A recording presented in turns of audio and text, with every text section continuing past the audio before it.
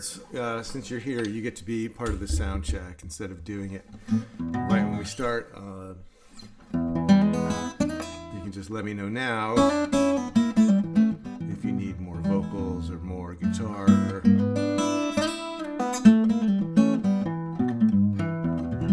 This is what it sounds like. We'll get started in a few minutes, but as long as I'm here getting the weather reports from around the nation and the world. And if I'm looking over that way, it's because that's where the chat is. I'm juggling a bunch of screens here, so right when we get to the top of the live stream at 10:30, I think it won't actually go. I'm not sure if it's actually going to go live on YouTube until, I don't know, I guess you can see it. Anyway, I'm going to play through a couple of things that we're going to be covering this winter in the membership, and then we'll get right into the five ways you can work on your playing. I have slides and everything. It's very organized. Oh, Top Cat is back. Excellent. Oh, nice to see a lot of familiar folks. If you are new here, let me know in the chat if you've never come to a live stream before. I can see we have a bunch of folks on who are Fingerstyle Five members, and a bunch of names I just recognized from other live streams that I've done that have been more public on YouTube. Nice to see everybody. I'm going to enjoy the novelty of being early for my own live stream. Hey, all right, a couple of Daniels, one from Switzerland and one from DC. Good to see you.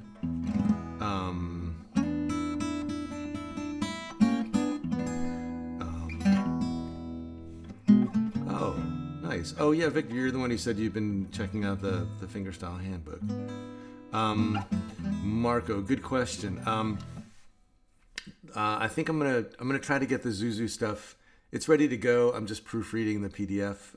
All the videos and everything are already ready to unleash. So I'm going to try to. Usually they're out by like Wednesday of the new month, but I'm going to try to get them out on Monday because I know people are kind of itching to work on that. So yeah, try to give everybody a jump on that. Be patient. I don't have my usual diner style coffee cup. These were widely held to be. This is not an endorsement. I'm not doing any affiliate marketing here. These were widely held to be the greatest gift of the season, and I'm the one responsible for them. I got everybody in my family their own corksicle. Unfortunately, I couldn't get 4 different colors, so I still had to go look all over the house for mine this morning. Also, I rewatched an old live stream lately and realized how loudly I slurp, so I'm going to really try not to drink any coffee during the actual lesson. So we'll see how that goes.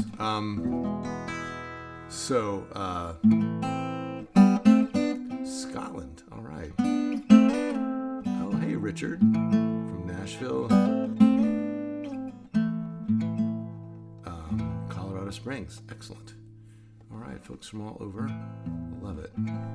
Portland, Connecticut. I don't know where that is in Connecticut. I've spent a lot of time in Connecticut, but not there.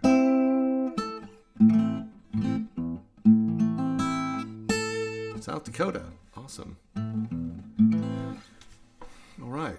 Okay, good. Well, the sound check seems to be a raging success. But feel free to bellow if anything else it needs improving during the stream. Rizuzu, don't forget some of us can't thumb wrap. Yeah, okay.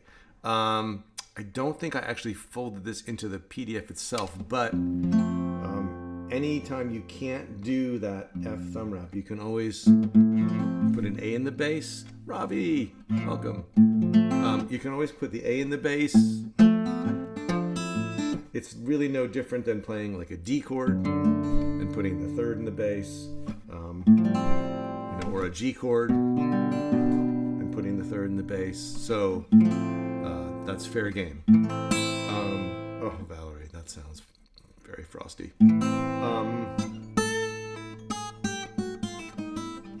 Anyway, for those of you who don't know what I'm talking about, I'll get into this a little bit later.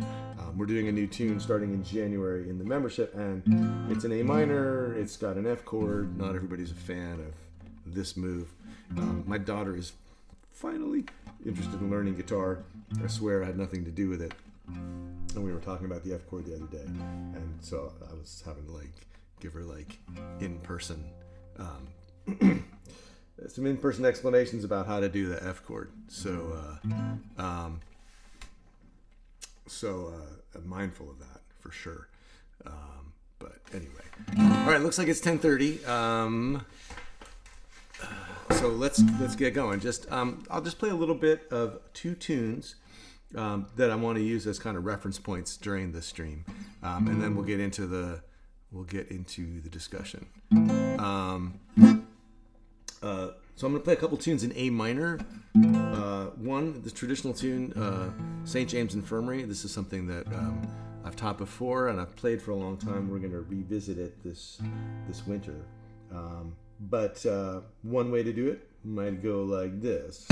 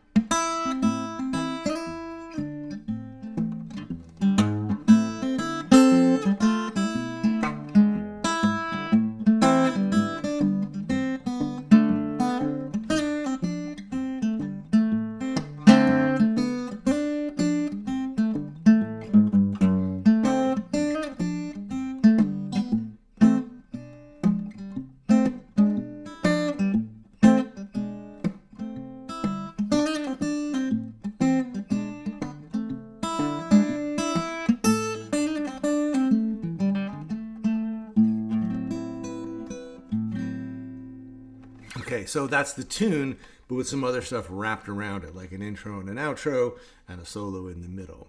And that's one way to deal with a traditional tune, and also to start with the tune, just the bare bones of the tune, and then, the second time around, do more with it. So that's something we're going to talk about this hour. And then the other tune that I want to play is an original tune. Now, St. James Infirmary is an 8-bar blues.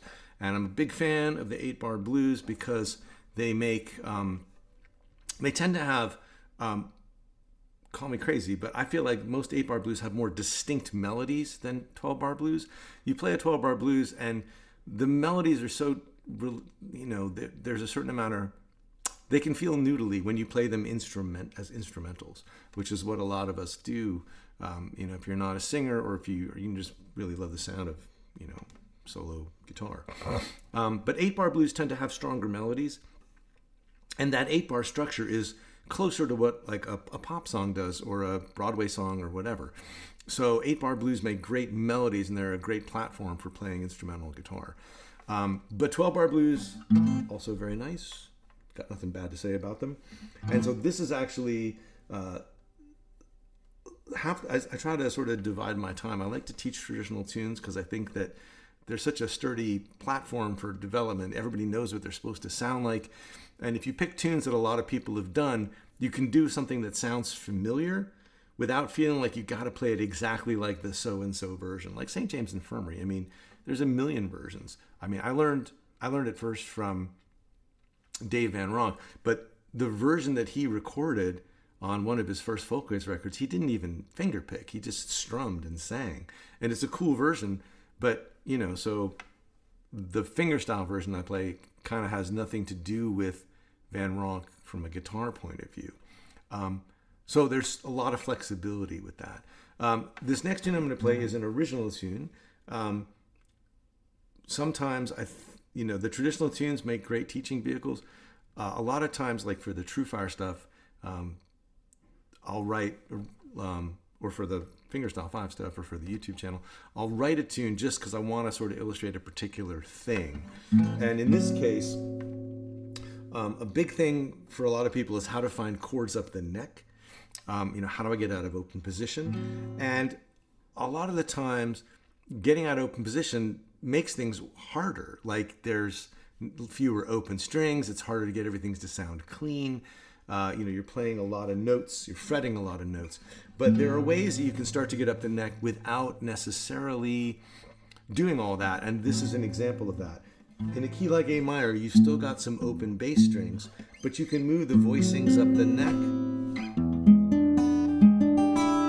So your basic 1 and 5 chord in this case are double stops or 3-note chords. And so you can have a tune like this.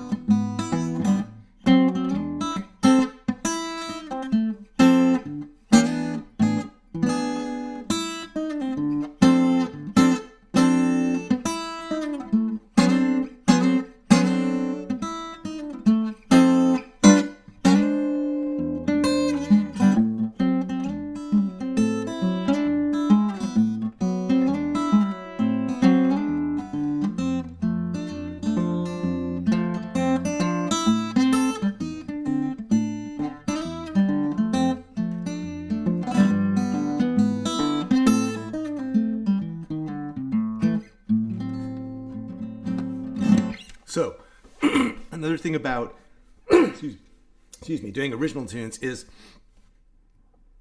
depending on when you learn to play this kind of music, original tunes are a bigger part of the picture than you might think. I mean, for starters, a lot of the traditional blues guys wrote their own stuff, right? Like Mississippi Blues by William Brown, like someone had to write that. And the other thing is that, a lot of the folk revival era guys that I grew up listening to, Dave Van Ronk and Stephen Grossman and all those kind of people, they wrote a ton of their own material. So I think that it's okay to fold that into the picture and make it part of what you're doing. But let's talk about what we came here to talk about. So I just wanted to give you some sort of perspective on like a little bit of the context in which I'm going to be talking about these 5 things that you can work on. But let's get into it. So I made a little slideshow so we can talk about these things. There are basically 5 things that I'm going to talk about during this live stream.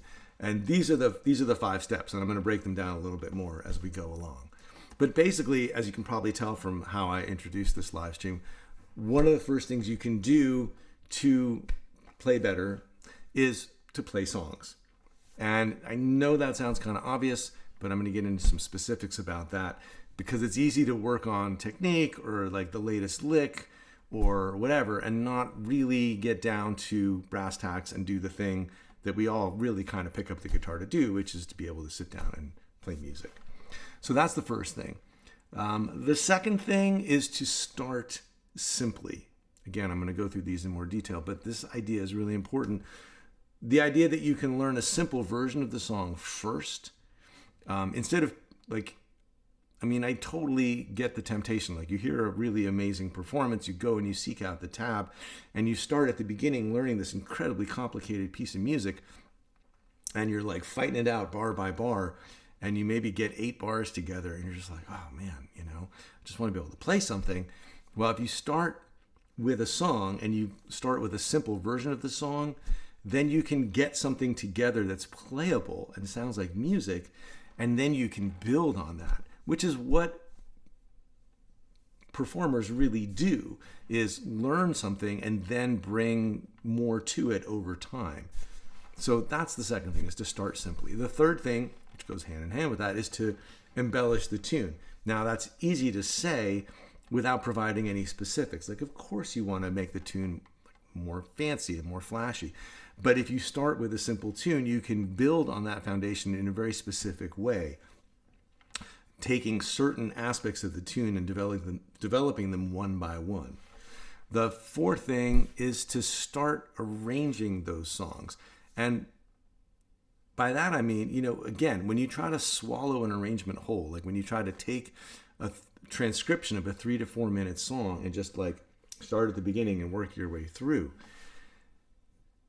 if it's someone really accomplished you're trying to learn from, you're basically starting at the back end of their whole experience and process. If you go to learn, a Gary Davis tune, a Tommy Emmanuel tune, a Chet Atkins tune, a Merle Travis, whoever, you're trying to eat the elephant, whole. You're basically going, after 30 years, what was Chet Atkins capable of? Oh, this arrangement. Well, let me try to learn that. And if you think about it, it's kind of insane. It's like reading, Bleak House and deciding you're going to sit down the next day and write your own novel. It's like there's a lot of steps and a lot of craft and a lot of development, and you're looking at the final result of all that work and then trying to swallow it whole. Instead, you could start with these simple versions of tunes, learn how to develop a tune yourself, and then learn how to, put kind of the bookends around it, like put an introduction at the beginning, make a little outro for the ending. You basically learn how to sort of build things from the inside out instead of from the outside in. So that's an important step or process, I think. And then the fifth thing is make it easy to practice. And, practicing doesn't have to be this big, mysterious thing. So I have some specific suggestions for how to do that as well. So let's keep going. And whoops, that's not what I meant to do. I meant to do, that was going to be such a smooth segue, man. Where's my, there it is. Okay. Let me make sure I can see that. Let me make sure I can see you guys. And Okay, let's break down this idea of playing songs a little bit. So, just trying to keep an eye on the chat here. Yeah, so play songs, and especially 8-bar blues, right? For all the reasons that I mentioned. Like, they're more song-like, they feel like they have real themes, they're shorter, that's always nice. And there's a lot of really great ones, and they're not as familiar to a lot of people. I mean, once you start reeling off the titles, you're like, oh yeah, I know that, like Key to the Highway and Trouble in Mind and St. James Infirmary, songs like that. You may not even think of them as blues necessarily because they're not 12-bar blues, but blues they are, and there's a lot you can do with them. So I would say first, learn a steady bass 8-bar blues, right? So just off the top of my head, I mean, something like Nobody's Fault But Mine.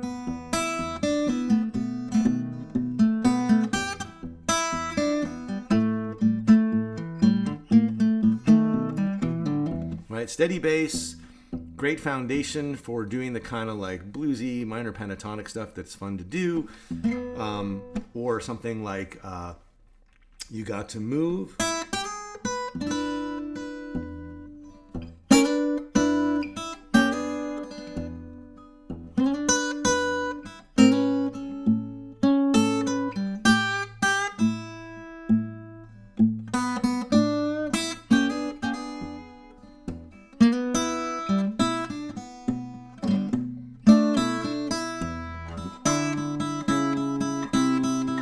It's like a little abbreviated blues, basically, because it's not as long as a 12-bar tune.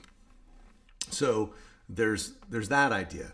So having, and because steady bass and alternating thumb are like the two essential grooves for playing this kind of music. There's details to it and other things, but a steady bass tune is a great place to start. And then an alternating thumb 8-bar blues. So, for example, I was playing St. James Infirmary. You could play it both ways, alternating or steady bass, but you could play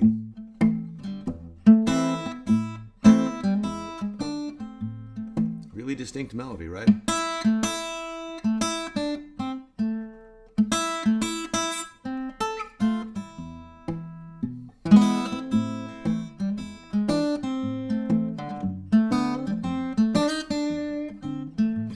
So it feels like you're playing blues. You've got this alternating thumb. Alternating thumb doesn't have to be all bright and happy in the key of C, but there's plenty of great tunes. I mean,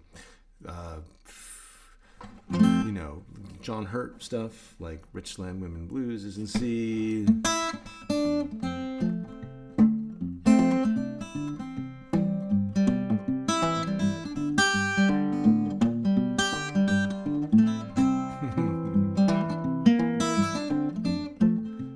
Actually 16 bars, but that's like 8 twice. But so having like a couple of different tunes like that in your practicing pipeline, and then you probably should learn a 12-bar blues as well, but learn a tune with a melody, right? So like maybe CC Rider is a nice one because it sits really nicely in E.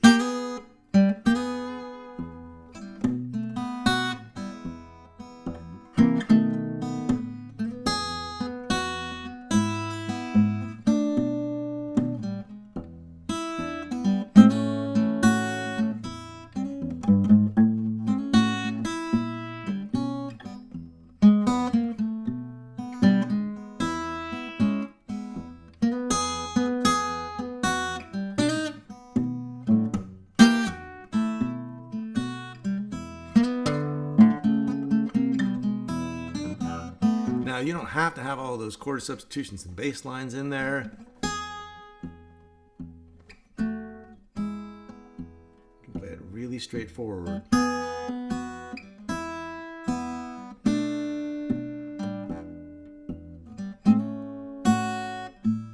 So there's things you can do to differentiate the basic version from the more advanced version, and ways that you can keep it simple without making it too complicated for yourself.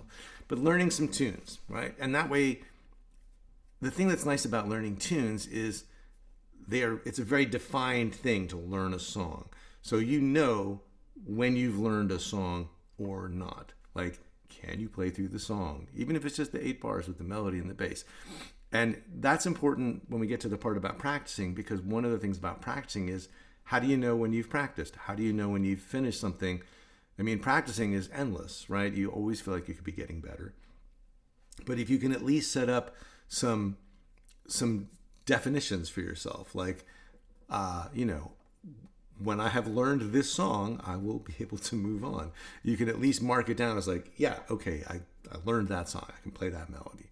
And that can be, satisfying and motivating. And, we all sort of have that instinct to collect, right? And so collecting songs, having a repertoire, is one way that you can measure your progress in a very sort of unmeasurable world of learning music. So that's playing songs. That's the first thing. Now, the next thing about starting simple. This is something I talk about a lot because I think it's so important. When, again, I don't mean to like beat up on the idea of learning from tab, but it just is a source of a lot of frustration, I think. And if you're going to learn a song and you're going to learn it simply, then you want to be able to take apart this, right? And and be able to like play just the bass and play just the melody and then put them back together. And there's a couple reasons to do this. One is that the bass is, I forgot I was playing. Yeah, my bad. Let's see if I can do that. Give me a second. I guess it depends how important these slides are. Let me see.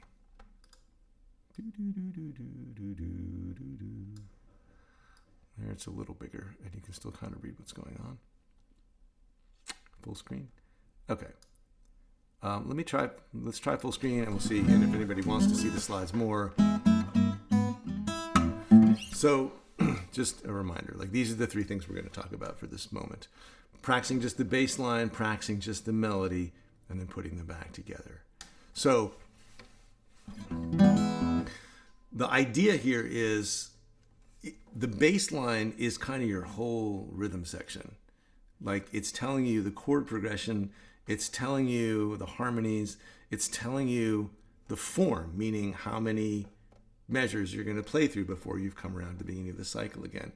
And this kind of music is entirely based on the idea of playing through choruses, like playing through iterations of the whole 8 bars or 12 bars or whatever it is. So when you practice the bass line, you're working that part out. So if you're playing St. James Infirmary, can you sit down and play the chords and have the bass line go, okay, well, it's going to go from A to E and back to A minor. That's 2 bars, right? And then from A to F and then to E. And then A minor to E to A minor, and then F and E. And when you can sit down and do that, then you've got the tune, like the foundation of the tune in your head. Plus, one of the biggest stumbling blocks for everybody is this right-hand coordination, or left-hand coordination if you're left-handed, but your picking hand, right? And it's that question, it's that issue of like, well, I can play the bass, and then when my fingers come in, the bass goes to hell. And vice versa. Like when I got the melody down, but then, when I try to bring in the bass, like the melody goes out the window, right? So you need to make sure you're really solid on both of these things as this horizontal thing, right? Not as a series of grips, because then you're just memorizing grip to grip to grip, and you're sort of picturing the numbers on the tab and trying to remember the numbers, but there's nothing musical like to keeping your memory. So getting the bass down as a musical foundation is really helpful. And then the melody,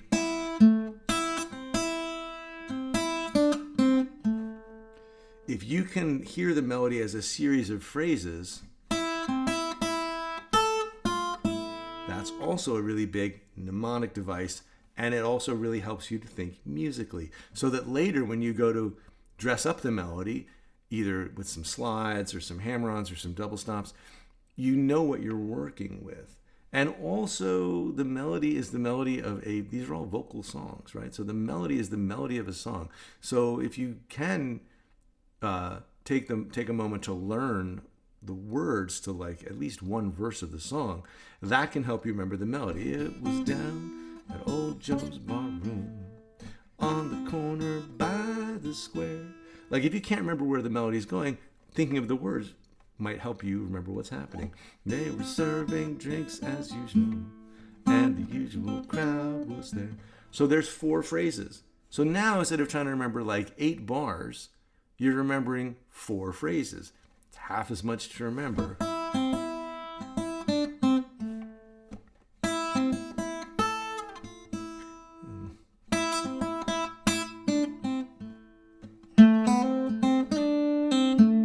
Right? So now when you go to put them back together, that's the third thing, right? So we got practice just the bass line, practice just the melody, and then put them back together. Now the bass, which is always on the beat, at least in this way of playing music, those are kind of your signposts, and you can hang the melody on those signposts.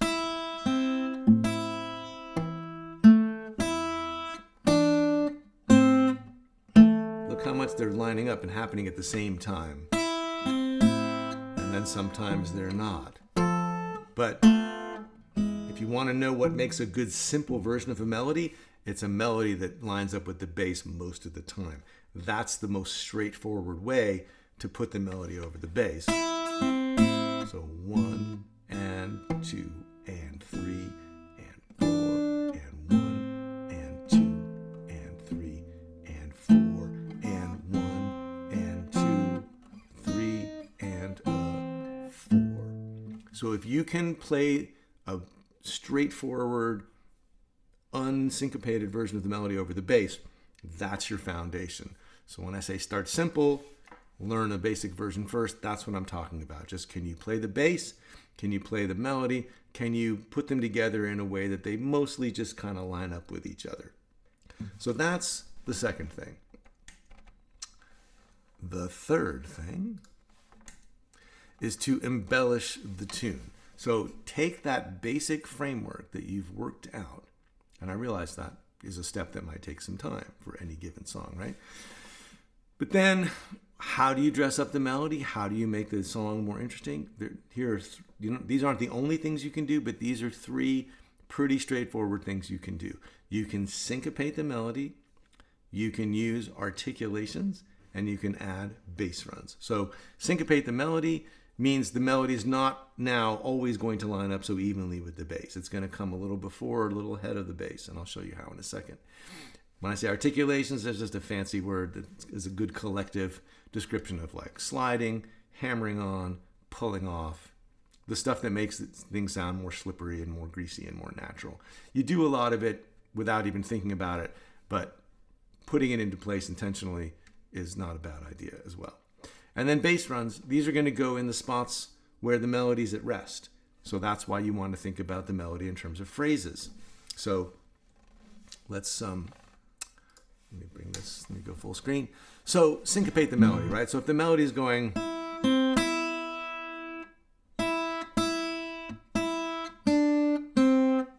right, just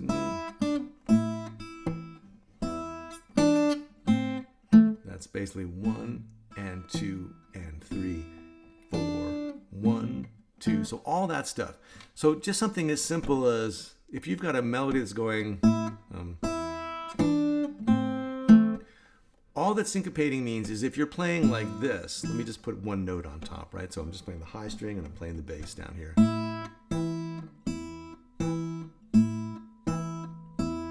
All I'm doing is pinching on the high string every time my thumb plays on 1, 2, 3, or 4. Now, if I want to start syncopating that, I can just take the note on beat 2 and move it to the end of 1. And then on beat 3, I can take the note from beat 4 and move that up a half step, or a half a beat. So now instead of playing, I'm playing. And you can apply this to any one of those 4 beats. You could play the first beat. You could play the 1 a little later on the and of one. So, right, so now I've sort of syncopated the first note. So there's all kinds of degrees of this. And if you're thinking like, well, how do I just know which ones to do? It's kind of trial and error until you think it sounds good. But you know tons of melodies, like when you listen to music, you're hearing syncopation all the time. It just isn't a way of thinking about the melody being a little earlier or later than where you'd expect it. And if you want to practice this, you can isolate this by just taking the bass and just playing downbeats, and then one by one, syncopate each one. So here's delaying the first one. Now I'll delay the first two. 1 and 2 and 3, 4. Now I'll delay the first three.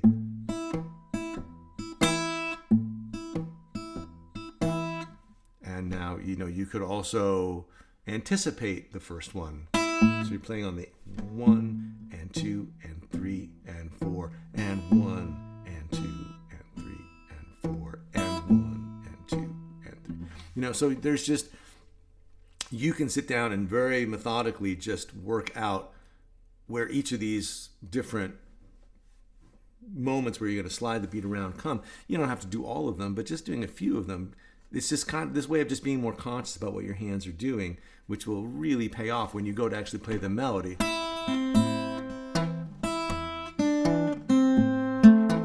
Every one of those last four notes is syncopated. 1 and 2 and 3 and 4 and 1 and 2. Every one of them is on the and, which is a simple way of thinking about syncopation. It's like, is it on the downbeat or is it on the and? If it's on the and, it's more syncopated. And you don't have to do all of them.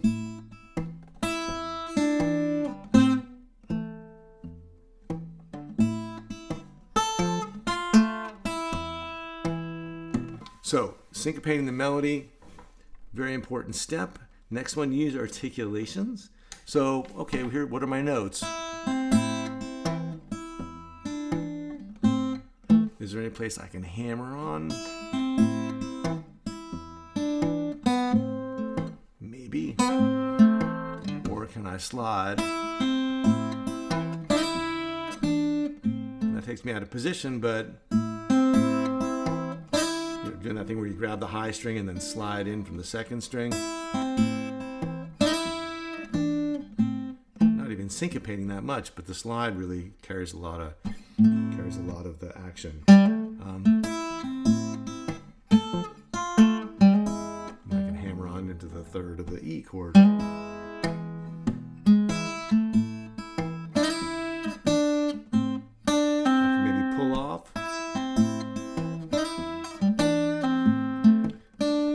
Kind of goes together with the syncopation, because now I'm anticipating this note instead of playing. I'm playing, and so pulling off. So if I start to do all those things together,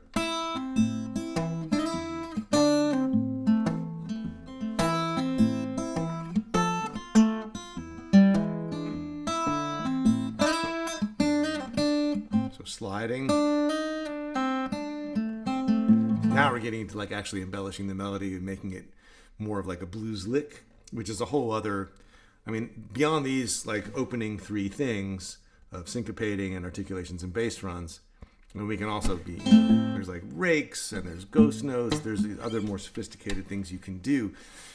But you got to start somewhere, and these first three are some nice basic ones to do. And the thing about, so the third one, bass runs, this one right here, whenever the melody's at rest, you've got an opportunity to do more with your thumb.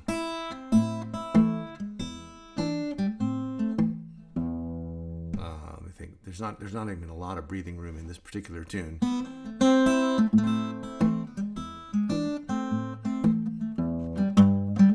You have to sacrifice a bit of the melody, but just to drop in this bass note.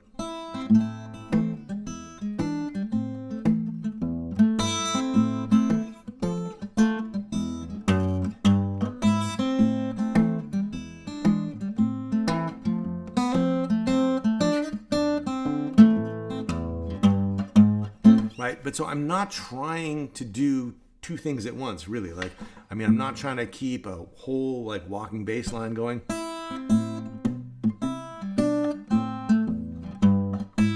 Which would be insane. I'm just moving the bass more when the melody isn't doing as much.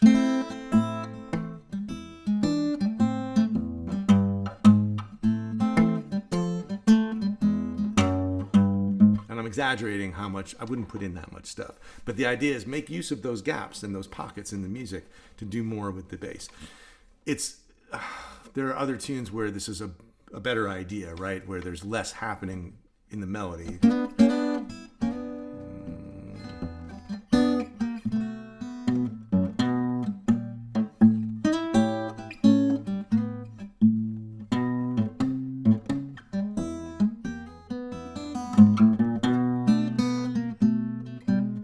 There's just bigger gaps for you to fill with the phrasing, but the idea is the same.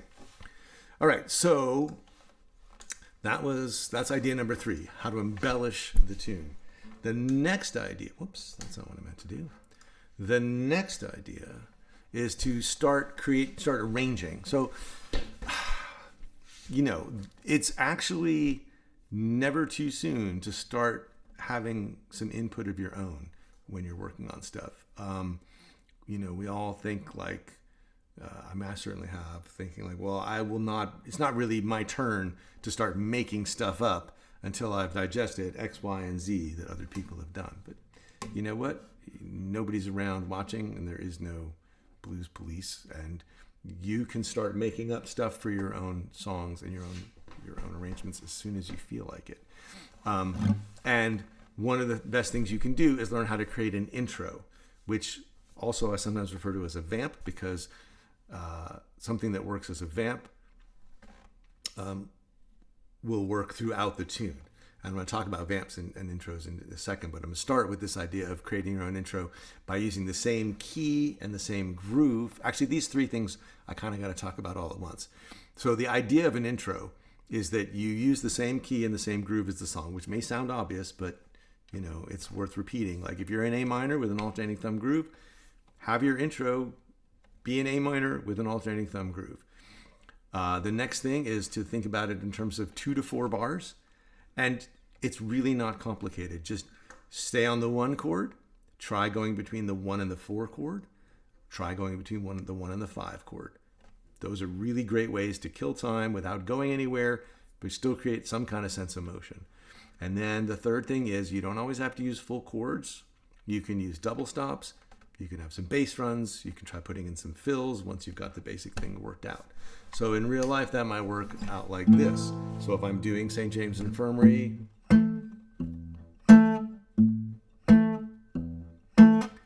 there's my groove, alternating thumb. There's my key. I'm in A minor, and I'm just going to grab the 3rd string on beats 2 and 4. So there's my double stop.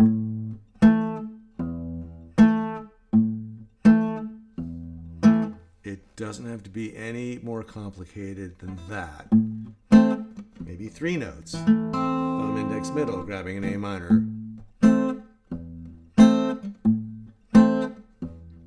Now, we've already talked about things like syncopation and hammer-ons and stuff like that. So, I mean, you could syncopate this opening double stop.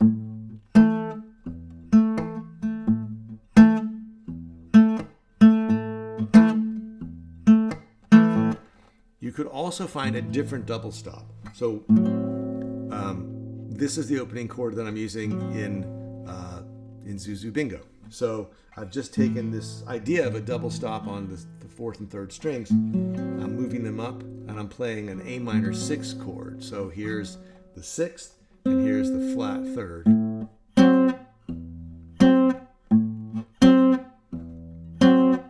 So very simple idea. Now, you could sit on the 1 chord, and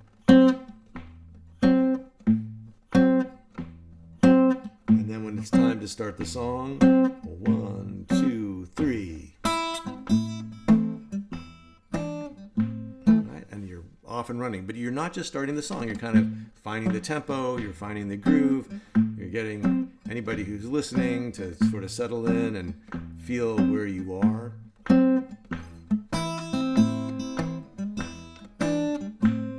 Now, I did say we could do just the one chord, or we could think about 1 to 4 or 1 to 5. So let's look at that.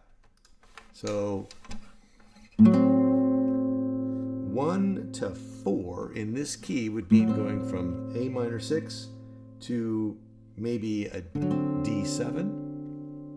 And so there are a couple ways you could do it. You could, let's say you're back here. The closest place to get a 4 chord, this would be very nice. A D with an F sharp in the bass.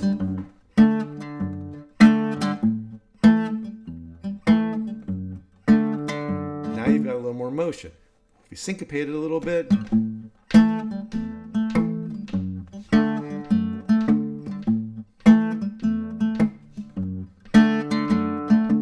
what if we want to do 1 to 5?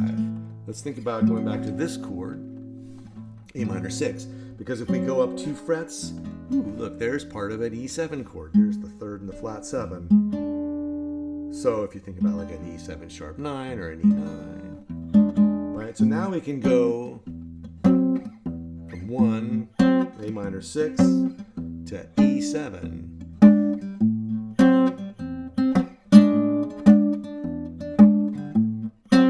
Syncopated, right? So there's 1 4 1. There's sitting on 1. There's 1 to 4. There's 1 to 5. And then the last thing we talked about, double stops. Well, we've already kind of doing that. And then what about bass runs and fills? Well, if we're just sitting on the 1 chord on beats 3 and 4 of the second measure, we can always climb up here from the 5th to the flat 7. That's a nice simple one. What if you don't want to do the same thing every time? That's not good. We're in minor. You could go flat 3 to 4. So you can now have a bigger idea, right? Because you could be sitting here, climb up, and then go up. So now you've got 2 different things. Now it's a 4-bar idea.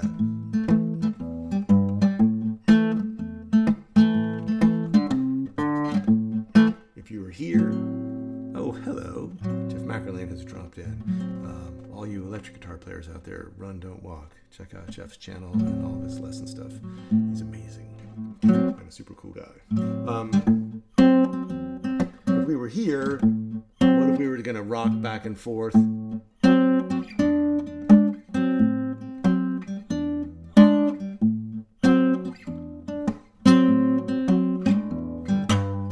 could have that kind of bass line there.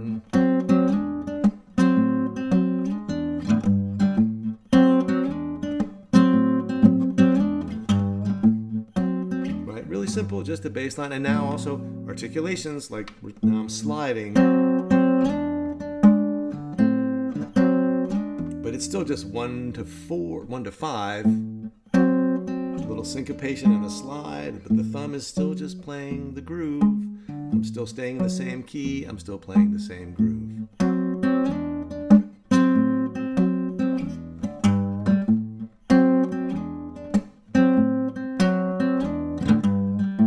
So, and then fills, that was the last thing.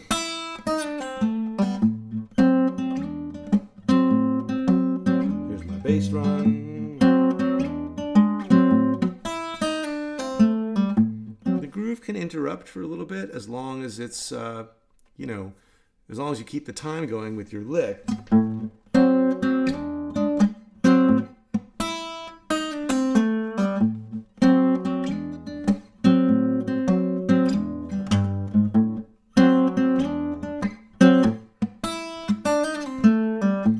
Could change again to create some variation.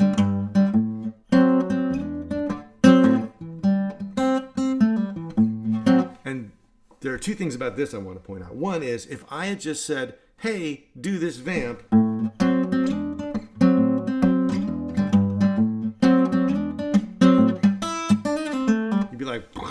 that's too many things at once. I can't think about that many things. But if you start with the groove and a double stop, and then you go, oh, well, I'm going to syncopate that. So I'm going to offset these rhythms. And then you think, oh, I'm going to slide that chord. And then you think, oh, on beat 4, I'm going to let go and grab this bass note. And then I'm going to do the same thing again. And then one of those times, 1, 2, 3, and a 4, and I'm going to put in that fill. You can see it build up from the skeleton. And if any one of those steps along the way is too hard, you've still got something cool to play, even if you've still got an intro, right? Even before you do all those other fancy things, you've still got something cool to work on. And when you're ready, then you can see what the next step might be and add it in incrementally. You don't have to do all the things at once. So that is about starting to arrange. There was something else I was going to say about that, but oh yes, that's what I was going to say. This is also a great stepping stone if you're interested in improvising. You don't have to just go from 0 to, oh, I'm going to play a 3-chorus solo on the blues. You can pick one spot in your vamp. How many beats is that? 1, 2, 3, 3 beats. And if you can come up with one 3-beat lick,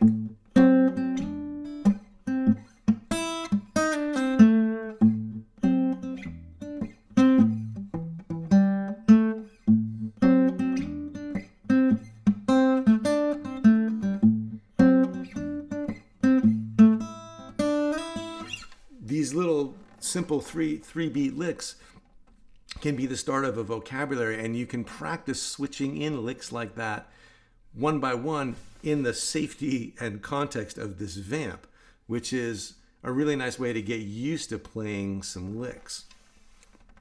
So I just wanted to mention that. Okay, coming up on the last step. Make it easy to practice, right? How many times have you woken up and said to yourself, oh my God, I got to start practicing. I got to practice more. I got to practice more stuff. I got to work more on this. And then you're like, but where do I begin? And what do I work on? And I have like 10 different things I want to learn how to do. So these are my thoughts about that, which is first, keep it clear and keep it simple, because you have to remember, like, some amount of practicing something is better than no practicing. So even if you don't work on all the things this week or this month or this year, working on something will feel really good and will give you the confidence that you can work on something and get a little bit better at it, and then, you know, maybe switch to something else for a little while or fold something else into the mix. There's only so many hours in a day, and most of us do not have unlimited time to practice. So I always try to start really small and think about, like, what's the minimum amount of productive time, which to me feels like about a half an hour. And you know, like, everybody, we all know that we waste a lot of time, and that, you know, half an hour can go by just like, you know, opening your phone to send a text to a friend and then accidentally watching YouTube shorts for 30 minutes. Not that I've ever done that in my life. So half an hour. And then these 3 things, what I mean by all this, the first thing is have a routine. And all that means is, can you pick a time of day to do that half hour? And I mean, you know, we're all adults here. We've all like tried to learn how to do a million things, from like exercise to, you know, other kinds of, you know, incessant self-improvement. And, you know, morning is the best, because like the sooner you do it in the day, the sooner you guarantee that it's done, and the fewer people there are like reaching for your attention, and the less fried you are, depending on whether you're a morning or a night person. But I mean, as a morning person, I'm a fan, but I also realize like that's not everybody's thing. So you find a time, whatever it is, try to carve that out and be like, this is when I practice. And be like, that half hour, that's what I'm going to do. The second thing is, within that time, keep it short and focused and balanced. You can think of the routine as the sort of time container for what you're going to do. And then within that routine, you have practices, like the things you do within that routine, right? So keeping it short means, you've got this half an hour. Does that mean you work on one thing for half an hour? Maybe. It could mean you work on 2 things for 15 minutes. Could be you work on 3 things for 10 minutes. Anything more than that, and you're probably not going to feel like you're making any headway. But I love the 10 minutes and a half in 3 groups of 10 minutes, because it's just enough time to get into something and do it a little bit, and then be like, okay, well, I did a little time on that. The idea is it's way better to feel like you ran out of time than to feel like you ran out of interest. So, if you say, I'm just going to work on this chord voicing, or I'm just going to work on this first half of the tune, or I'm just going to work on this bass line, you work on it for 5 or 10 minutes. You're like, okay, I put in a little time. What else are we going to do today? And keeping it focused means knowing what you're there to do that day. And I will literally write down my practice for the week when I'm really in this groove. I'll be like, okay, 3 things I'm working on this week are learning that, these 3 voicings on the top string, not voicings on the guitar, not voicings on the top 3 strings, these 3 voicings on the top strings. That's a specific thing. And just like learning a song, it's like, did you learn the voicings or didn't you? And if you get to the end of the week and you're like, man, I had those 3 voicings down after the second day and I was just like playing the same thing over and over, it's like, well, that was not hard enough. And if you get to the end of the week and you're like, I can barely play the first voicing, that was too much to try to do in a week. So part of this is learning your own proclivities, learning your own learning style, learning your own tolerance and your own learning speed and all that stuff. But when I say specific, that's what I mean. Like literally, like I'm going to do this thing, that thing, and this other thing. And that is what I am doing this week. In terms of learning these songs or the other things I've been talking about, it could be like, I'm going to spend 10 minutes on the bass line and 10 minutes on the melody and then 10 minutes trying to put it back together. You do that every day for 5 or 6 days, you'll definitely get better at playing that song. Or it could be like, I'm going to take this melody and I'm going to spend 10 minutes, seeing if I can do some articulations. I'm going to spend 10 minutes trying to syncopate it. I'm going to spend 10 minutes practicing syncopation, like it's this specific exercise. So, and the third thing is to find a community, because we're talking about a very self-absorbed, that's just me, a very self-contained art form, right? Like solo guitar.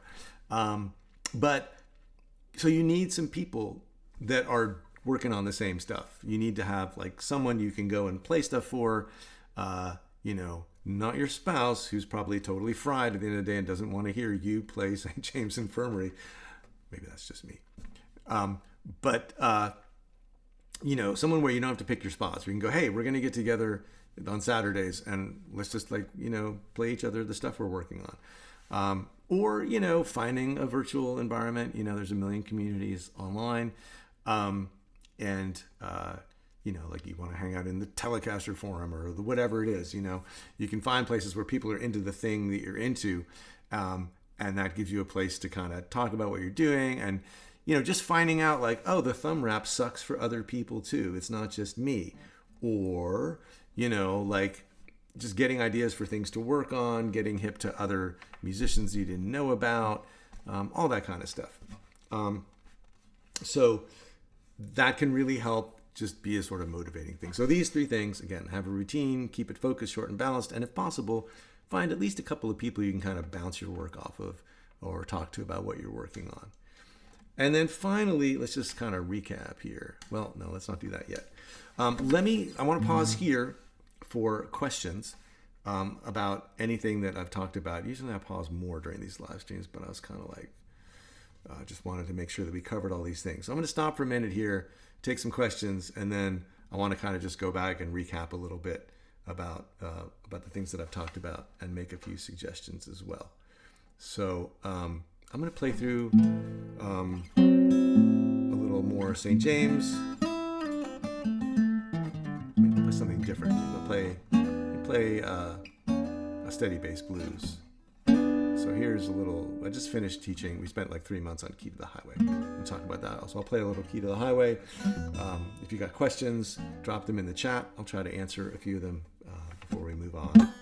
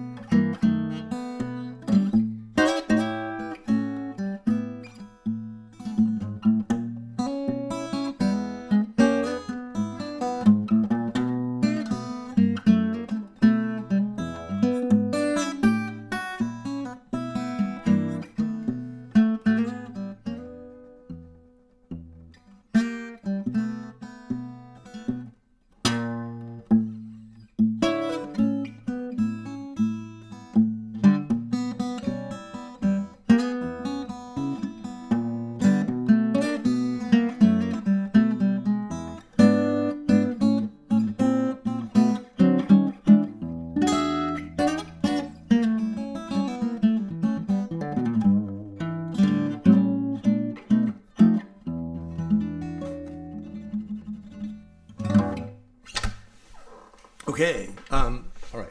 Here's some excellent questions that are coming in, and I will try to get to as many of them as I can. Let's see. Okay, from Jody. I'm going to hold this question for a few minutes. Jody asked, what's coming up in the next few quarters of the Fingerstyle 5? And I'll be happy to answer that in a moment. From Will, trying to figure out when to move on with material. I'm not having issues with the technical aspects of playing most of the material per se. It's just hard to keep all the ideas straight in my memory. Yeah, this is a big question. Basically, like, how do you maintain a repertoire and keep these different things under your, in your hands and in your fingers? I did a whole, I did do a whole workshop inside the membership called Maintaining a Repertoire, where I talked about a bunch of these things. One way to, here's just a couple quick things. One is to just keep a list of the songs that you've worked on or learned and categorize them by groove and by key. So, how many, these are the songs that I know in E, these are the songs I know in A, these are the songs I've learned in drop D. And then, these are, or, at the same time, like, these are the alternating thumb songs, these are the steady bass songs. And then I always like to talk about the Lawrence Juber practice strategy that he talked about at a clinic I saw a long time ago, where he said basically what he does to maintain a repertoire is he goes through each song 3 times when he sits down to practice. He'll play through it like he's performing it, just like, can I remember this song? And he'll make mental notes along the way of the things that he slipped up or forgot or mistakes he made. He'll go back and he'll try to pick a couple of those to tighten up. And then after a little bit of that, he'll go back and play through the whole song again, like he's performing it, no stopping. And then he'll move on. And he'll pick a different, and I don't know how often he rotates out the songs or whatever. But that's just a way to kind of spot check the songs and see if they're working. So that's something you can try. And we can talk about that more inside the membership too. From TJ, how does a basic beginner even start learning the groove?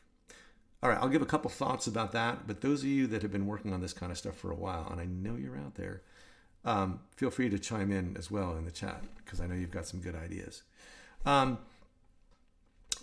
learning the groove, I would say start with something really simple, even just like keeping a steady bass going in E, and then just doing this thing of trying to keep the bass going while putting stuff on top. And you can start as simply as just playing a high string every time you're playing a bass string, and then try playing like a pentatonic lick on top,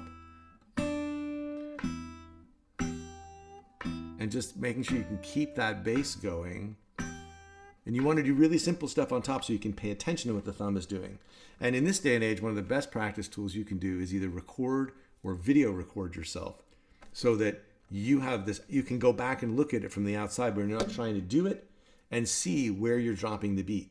See where the thumb is falling off, see where the fingers are falling off. You got to learn to be a self-diagnostician, if that's a word. So trying to do stuff, watching yourself do it, trying to figure out where the gaps and the mistakes are, working to correct them, record yourself again. It's rinse and repeat, and start with really simple things. So this is the most basic groove in blues, just keeping the steady bass going, right? And then putting something really simple on top, and then starting to mix it up with eighth notes, and then combinations of eighth notes and quarter notes and all that kind of stuff.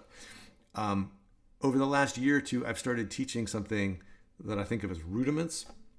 Like a drummer will have a practice pad, and they'll sit there with a book of exercises, and they'll just practice like right and left hand combinations in different rhythms before they go to the kit, right? Because the kit's complicated. There's all these different things. They're playing with their feet and their hands. They got all these different things they can hit, and they'll just sit and focus. And then, they'll export the rudiments around the kit. And so a fill is just rudiments that have been moved around to different instruments on the drum set. We have the same thing. The rudiments are just, can you keep your thumb steady while you do different things on top on one open string? And then can you syncopate the things that's on one open string? Can you move to different open strings? Can you start adding in fretted notes? And on and on and on. So those kinds of exercises basically you're isolating now the rhythmic component from the musical component. I mean, I know rhythm's part of music, but you're isolating it from the melodic and harmonic part of it. And you're just isolating this bit, which is how the thumb and fingers work together. And when you can isolate and work on that, then you have a fighting chance at starting to apply it to the songs you're trying to play. Okay, I'm seeing lots of other suggestions here too. Okay, so that was Will, that was TJ. This is okay. From Russell, are you calling the intervals based on the position from the root or just knowledge? Oh yeah, okay. I'm thinking of the notes relative to the. I didn't see when this initial comment came in, so I don't know exactly what. Let me see if I can go back up. Oh, this is Blake's question. I missed this one. So this is Blake and Russell. Can you talk about learning the fretboard and ways to truly see the relationship, like thirds and fifths, etc.? Yeah, this is a big question. I'm going to really just skim over it here. But I tend to think of the notes relative to the root of the chord that I'm on. And so if I'm on an A chord, this is 1, 2, flat 3, 4, and 5. And it comes from thinking in terms of the intervals of the chord, like an A minor chord has the root and the flat third and the fifth. So as I go up the scale, I'm just kind of filling it in. There are ways you can put this information into your brain. You can basically take a bass note that you can hold down, like an A, and you can go up the scale on another string, and you can call out the intervals. Root, 2, flat 3, 4, 5, 4, flat 3, 2, 1. And you can go up and play a major scale, major third. And, use your ears to go, do, re, mi, fa. And just sort of slowly, the way to put that stuff into your brain, sadly, is very slow and meticulous, which is to play things and identify what they are and say out loud what you're doing as you do it. Root, flat 3, 5, flat 7, root, flat 7, 5, flat 3, root. So playing arpeggios, playing scales. And it's nice, it's good to start in open keys because you have a bass note and you can hear the notes relative to the bass. And the good news is you don't have to do this in all 12 keys like they're always yelling about on like the jazz instructional channels and stuff. You just have to do it for now on the guitar keys. Do the open, just do the 5 or 6 open chords. Learn like your intervals and like learn, pick one chord like E and learn the names of the intervals and learn the names of the scale steps just for E major, because then E minor will be easy because you're only changing a couple notes. Do it for E, for A, for D, for C, G, and maybe F. Those shapes are going to reproduce all over the neck. So if you learn the notes, the intervals of E minor, and not the names, not E, G, B, and E, but root, flat 3, 5, root, then when you go to B minor and you recognize the shape, root, flat 3, 5, and root are the same because everything's relative to the root you're on. So if you have to play an A flat minor chord, you don't have to learn A flat, oh I'm scared, C flat, E flat, and A flat. You just need to know root, flat 3, 5, and root. And when you know that, then if you know that a pentatonic scale in E is built out of root, flat 3, 4, 5, flat 7, and root, then when you know this arpeggio, root, flat 3, 5, and root, you're only adding in 2 notes to make the whole scale. So you don't have to learn 5 positions of the pentatonic scale in every key. You just need to learn how to add these 2 notes to your E minor chord tones, and then you can go up to B and go, okay, here's my root, my flat third, my fifth, and my root. Here's my 2 extra notes. Now I got a pentatonic scale wherever I want it because I know this shape. So guitar is a shape-based instrument.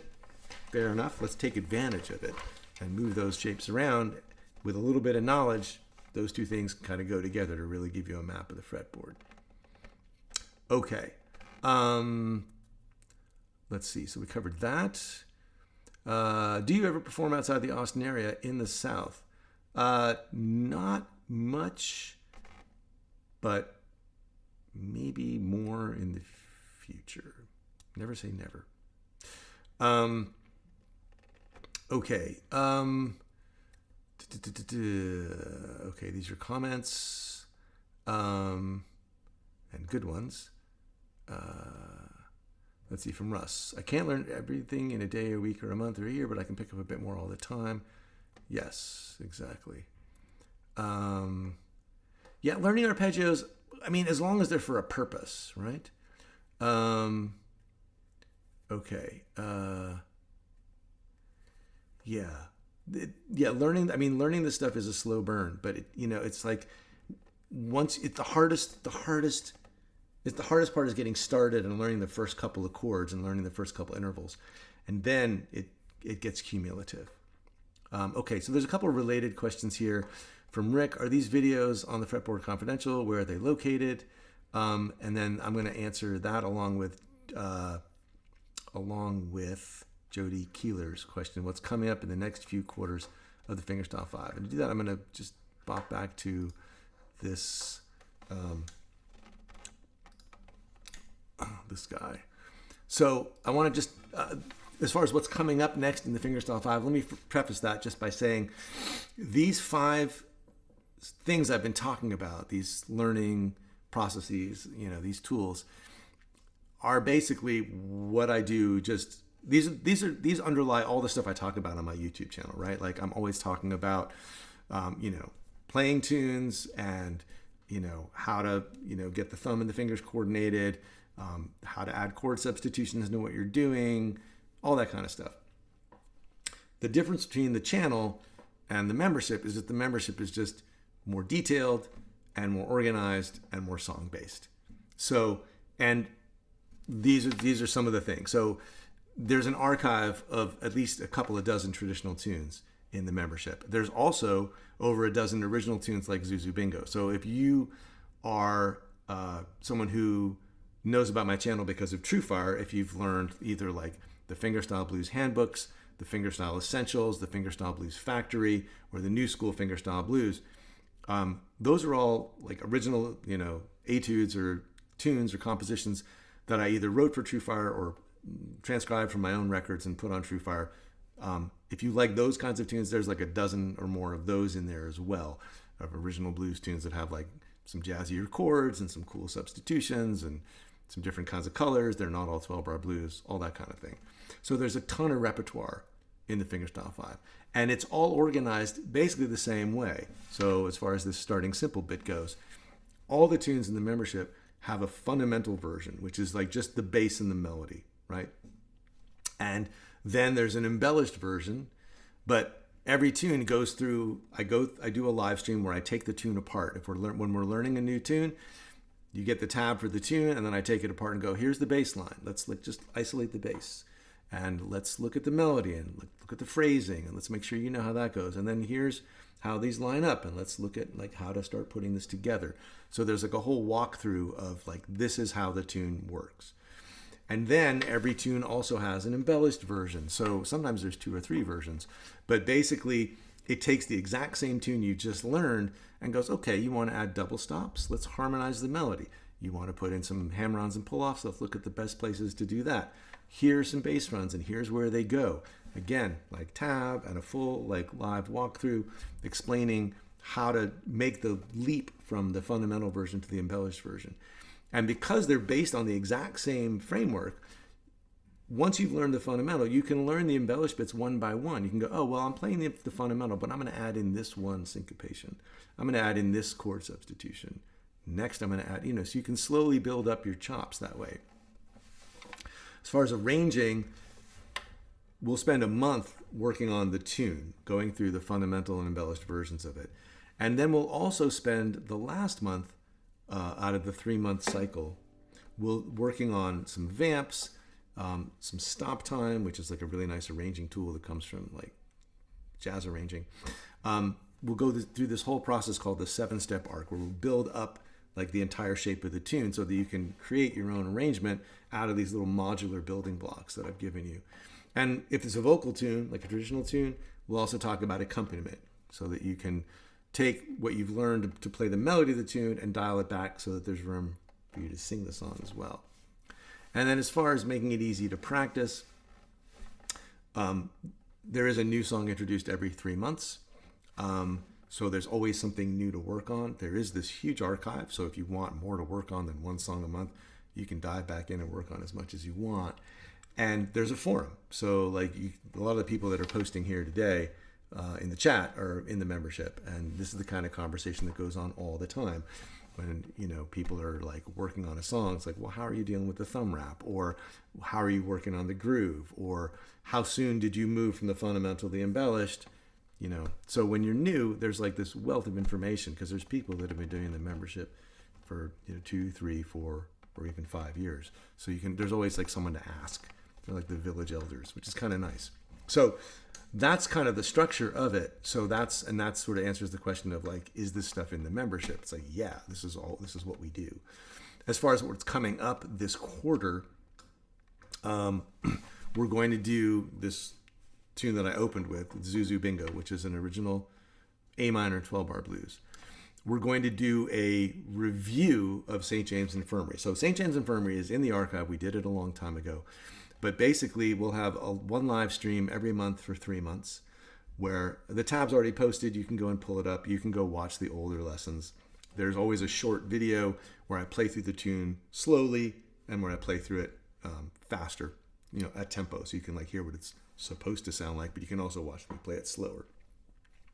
So for St. James, you can go back and look at the entire archive. Everything that we did for St. James is there.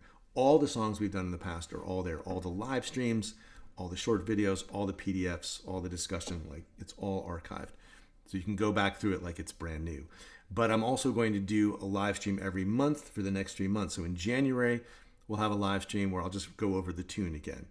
And in February, we'll have a live stream where I go over some improvisation strategies for the song. And in March, we'll have a whole hour where I'll live stream about arranging the tune. So that'll be running in parallel to Zuzu Bingo. So you can work on Zuzu Bingo as the brand new tune that we're all working on. And you can also go back and spend some time with St. James if you want to. Mostly for the improvisation, we'll be talking about improvisation for Zuzu Bingo. And then when we get to St. James, I'll just talk a little bit about how you might apply those ideas. This is one of the first times I've redone an archived tune. And there's not a ton of tabbed material for St. James because the format's evolved over the years, and that was one of the early songs. But there will be some stuff to look at as well. So we're going to cover Zuzu Bingo. We're going to review St. James Infirmary.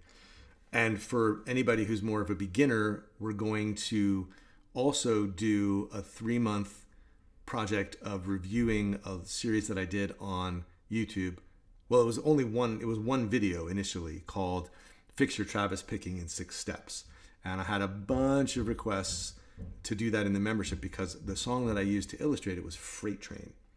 And I was like, well, everybody teaches Freight Train. Nobody needs me to teach Freight Train too. But I think the lessons in there on how to break up, it's basically a very detailed video on how to take apart the thumb and the fingers for Freight Train and put them back together again.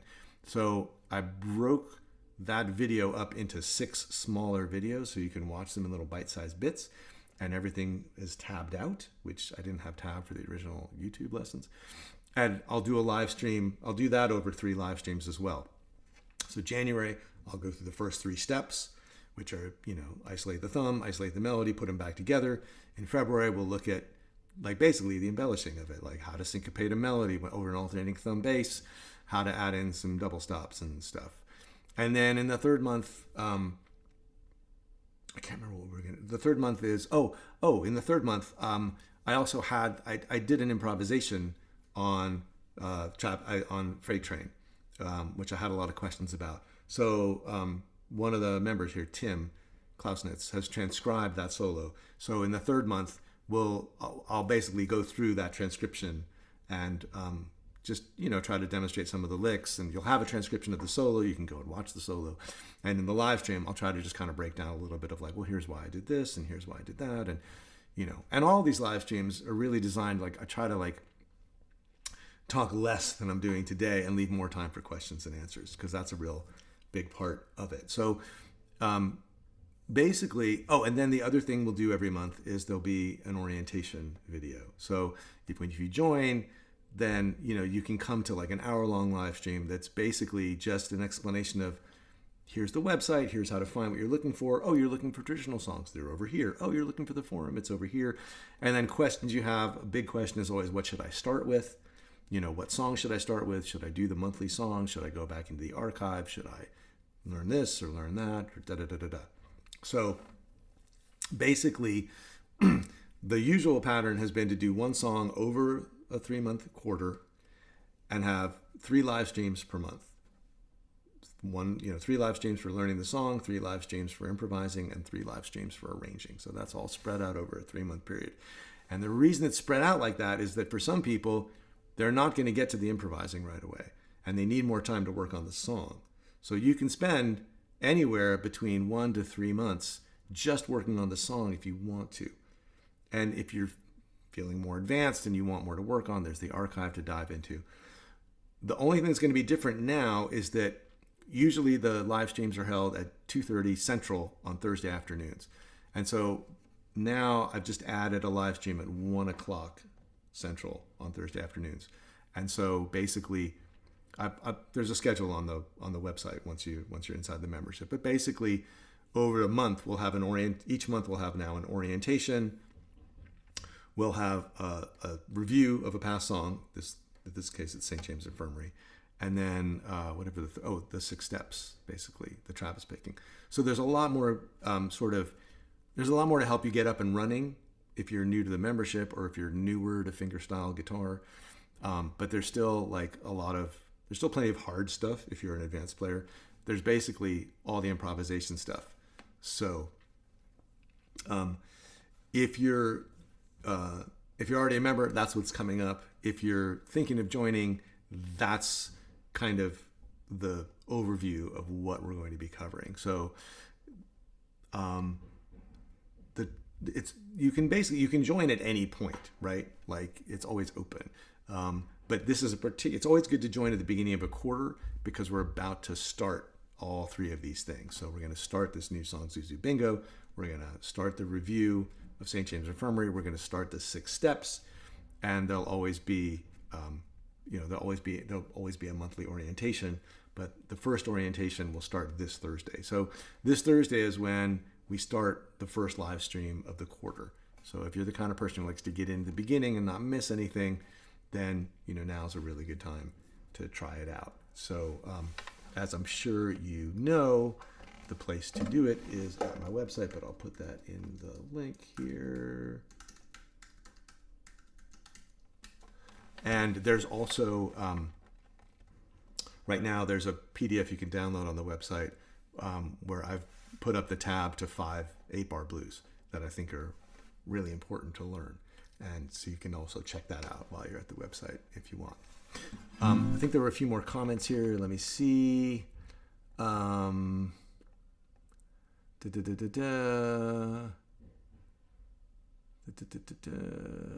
of nice comments. Thank you. How to get past the noodling. Okay. All right. No, it doesn't look like if I've missed a question, let me know. I could talk all day about learning the fingerboard, but there are also some lessons on that as well. Here's a question from Valerie. Hey, Valerie.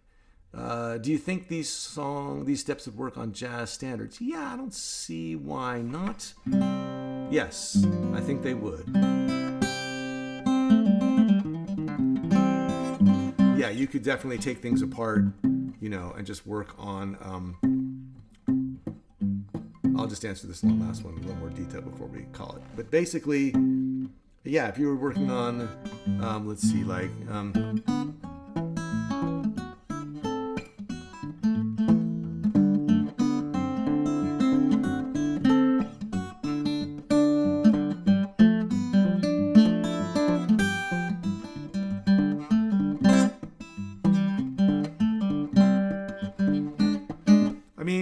That's Sweet Georgia Brown, right? And it's just open chords, it's just guitar stuff, right? So here's your bass, isolate the bass. Here's your D chord. Here's your G chord. And here's your C chord. Oh, and we're going to go to an E7, right? And go around. And then what's the melody? Well, that's just a bunch of A stuff. Right?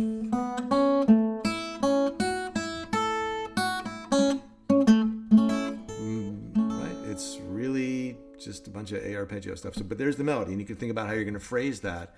And then there's the next phrase. So you got to you learn the phrases.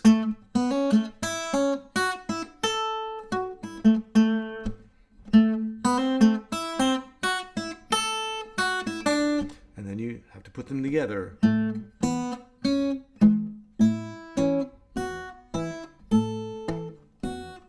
That's completely straight, right? And then how do you syncopate it?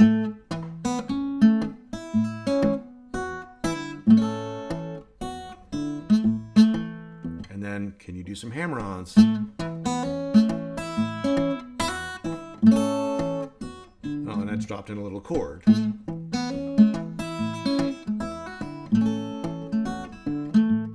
Bass run.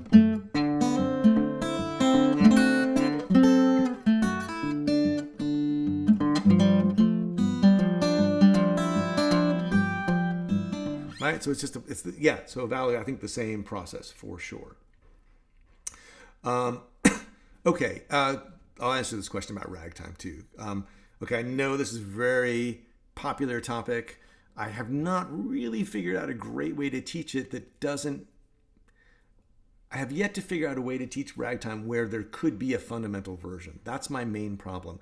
Most ragtime things they're going to involve chords up the neck or thumb wraps or some kind of kooky voicings. And then on top of that, like the improvising is going to be really exponentially harder than it is over a blues. So it's on the back burner. It's on my mind. I even got so far as to start writing an original rag based on a bunch of Roy Bookbinder stuff that I saw him do recently. And I got halfway through the tune. I was like, oh, this is like all chords up the neck. This is going to be really hard, right? But super fun. So yeah, maybe there's a way to do that sort of like on the side. This quarter is obviously got a lot going on already, but I will think about a way to cover some stuff like that. I mean, there is a rag lurking in the archives, which you may not have seen, called Trifecta Rag, which is basically a bunch of double stop chords up the neck without any, it's basically, I mean, your basic rag is this sort of C.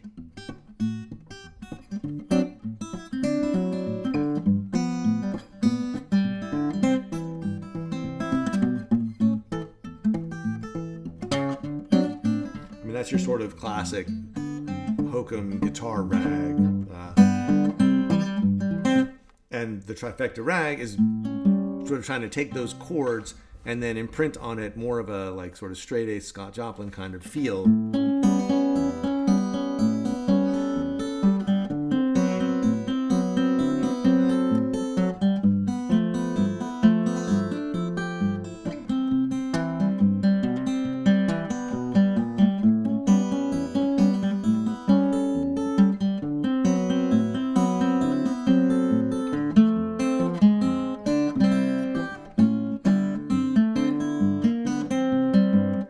If you haven't checked that out, that's something worth working on.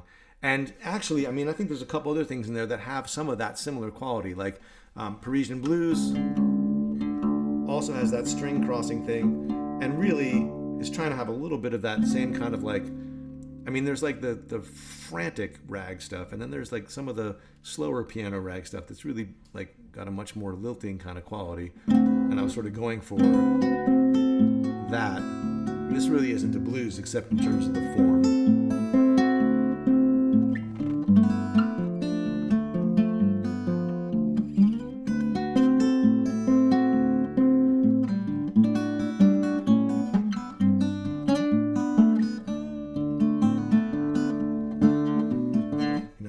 one.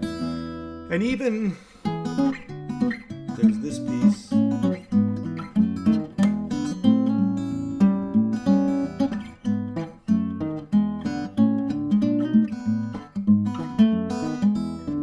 Which is another piece that we've done before called Mule Shoe Getaway, which also has a bit of a, in terms of the chord changes and stuff, a bit of a ragtime feel. But when I played with Roy Bookbinder in November, I think, I was watching him play, and I've heard him play for years and years and years, but I hadn't ever really noticed how much he played in the key of G, using a shape like this. And so, like, this must be like, I got to go back and listen, but I'm sure this is all like, these voicings come from, from the Gary Davis world. So I was just fooling around. And I've wanted to write sort of like a tribute to Roy for a long time because I had the perfect title for it.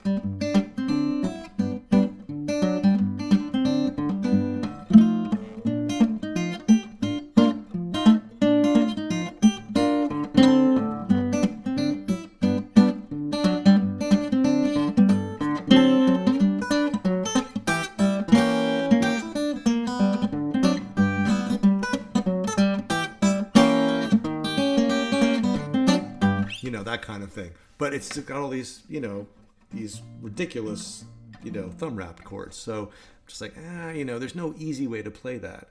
You could move it to E.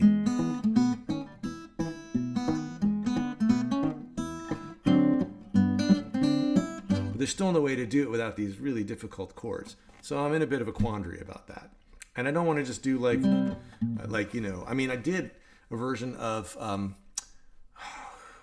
I forget who wrote Rag Mama, not the band song, but like the 30s song, I think it's Blind Boy Fuller. And I did a version of it in my acoustic guitar fingerstyle method.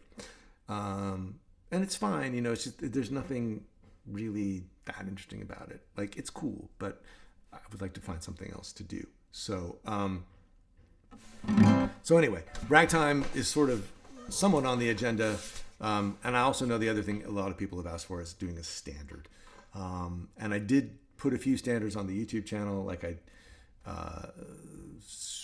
which ones did I do? I might have even done, I don't think I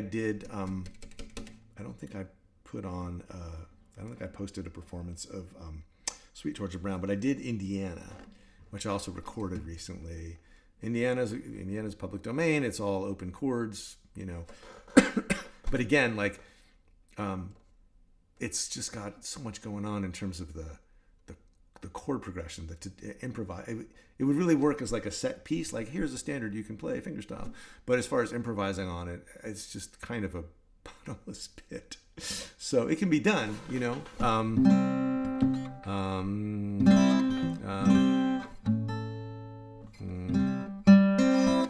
the tune itself is pretty tame. It's just like, C, A, D, G, C, F with the notorious thumb wrap, F minor, A7, D, G, C, A, D, E7,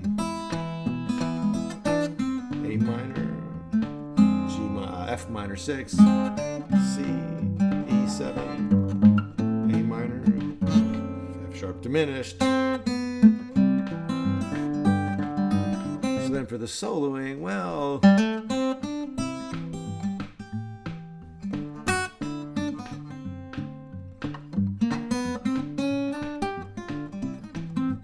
you kind of have to think about every chord individually.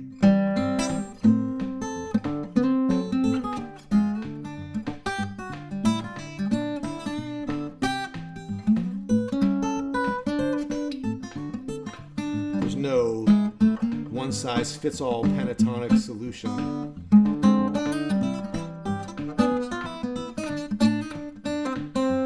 Everything's different. So again, there's no real middle ground. So like standards in ragtime, maybe that just needs to be like a something, its own thing. If there's enough people that want to work on that, then maybe it's like either a different section of the membership or it's just a different thing that you can sign up to do.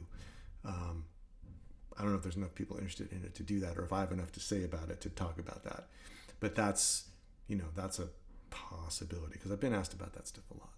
But I feel like it's the main reason I'm so careful about what I include in the Fingerstyle Five is that for some people, if they see something in there, they think they're supposed to work on it. And I don't want people to get discouraged seeing something that looks beyond their ability from the get-go. So if there's no fundamental version of a rag or no fundamental version of a standard, then people are going to look at it. A beginner's going to look at it and go, well, this place isn't for me. And that's not what I want. I want people to look at it and go, oh, there's a path for me to get into this and, get to where I can do these things that I see being done. So that's a presentation issue that I need to sort out. But maybe I'll post in the forum of the Fingerstyle Five and see just how much interest there is in sort of like a spin-off where we talk about ragtime and standards and that kind of stuff, like kind of just in I don't know, it would be like a separate membership or a little add-on thing you could do where, like, if you want this like challenging stuff, you can do a little extra thing. Because as Daniel of Swiss Stock fame pointed out, like I've just added a bunch of time to the membership, more live streams and more introductory and orientation stuff and the 6-step stuff, as to provide more of a ramp and make it easier for people to get in. And I feel like the material that's advanced in here already is pretty advanced, but that's a conversation we can have inside the forum going forward. So that's what I came here to talk about. If you have questions about the membership, drop me a line or just go check it out. The website has a pretty detailed explanation of what's in there, and it even has an explanation of and some videos documenting what I'll be covering coming up. But basically, if you want to get started with, alternating thumb in A minor, you want to go through the archive, you want to take part in a really nice community of folks, and you want to work on getting your basic chops together, right hand coordination, learning the fingerboard, all that stuff,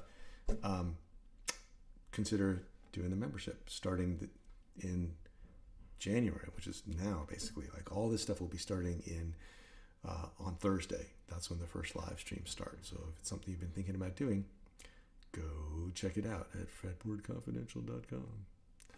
All right, everybody, I'm going to play Zuzu Bingo one more time. That'll be our closing music. Thanks so much for being here. It's been a lot of fun. Ran over a little bit, but a lot of good questions, and I'm always happy to answer them. So, all right, thanks for being here.